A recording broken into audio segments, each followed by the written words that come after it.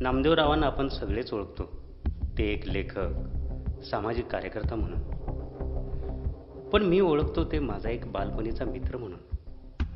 सुरुवातीला तो फक्त एक लेखक होता, पण एका घटनेनं त्याला पूर्ण बदलून टाकलं.